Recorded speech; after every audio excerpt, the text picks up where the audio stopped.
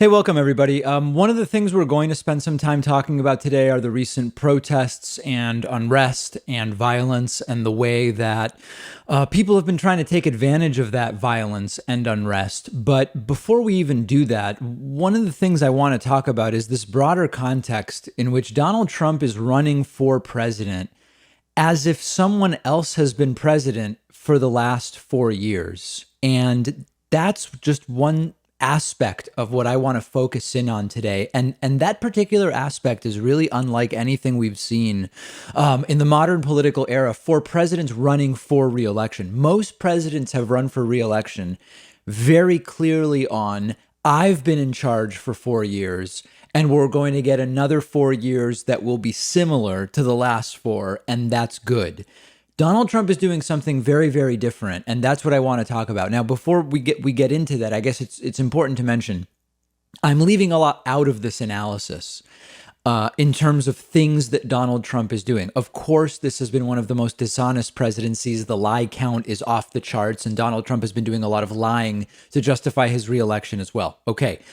On the issues, Donald Trump has failed to deliver on a bunch of different campaign issues, the wall, replacing the healthcare system, on and on and on.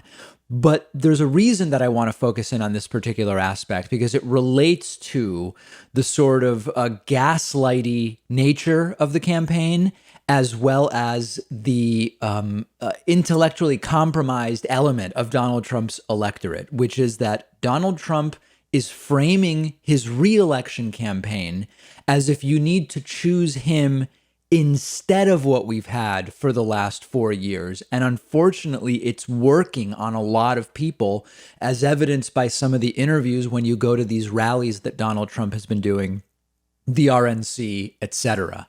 And the language that Trump is using suggests somebody else has been in charge for the last 4 years.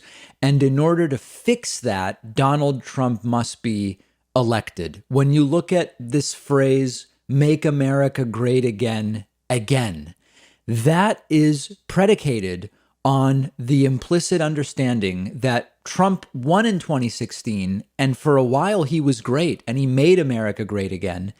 And then that sort of fell apart, including with coronavirus and the economy. And now we need to elect Trump in order to make America great again, because it's almost like Trump hasn't been the one in charge for the last 6 or 7 months. We have to put Trump back in power to fix problems that were actually created during Donald Trump's presidency, as if he was not in charge during that time. This is going to be a big factor in our discussion about protests and unrest. Donald Trump has been talking about the mass protests and the unrest with the framing of Democrat cities, as he says, run by far left mayors, anarchists or anarchists, as he calls them, Marxists and others. The reality is that it's Trump himself who has generated the unrest. We didn't have unrest like this when Joe Biden was vice president for 8 years. And I'm going to come back to that in a little bit. There's been Donald Trump's mishandling of so many issues, but Trump is running as if other people have been in charge for the last 6 months. And in order to get things back under control, you need to elect Donald Trump. Now, of course, any thinking person would realize Trump is saying things are out of control with me as president, so reelect me to fix it. But of course, why would we do that? Why wouldn't Trump just be able to get things under control now? In other words, why is he saying that only in his second term will he be able to get these things under control? And of course, when you realize that he's been what's been generating the unrest and the discontent, the entire argument falls apart. In some sense, Trump is almost running against himself, but putting in Joe Biden as a proxy to take the hit for Donald Trump's own failings. And I wish it weren't the case. There's really no way to say this without offending some people, but his supporters that are eating it up in great part because they are intellectually compromised. Now, some of them know it's BS, but they want Trump reelected for other reasons. And so they're just jumping on the bandwagon. But a lot of people are actually falling for this stuff. Now, there's a few different thoughts about why Donald Trump is doing this. One thought is that this is some kind of four-dimensional chess. he's taking credit for successes, but painting the failings on Joe Biden or on Democratic mayors or whoever the case may be.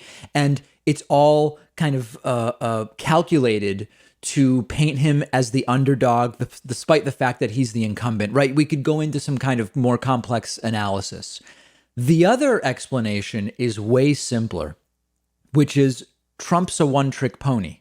He doesn't know how to run as the incumbent. And he is running the exact same campaign that he ran as the supposed political outsider in 2016.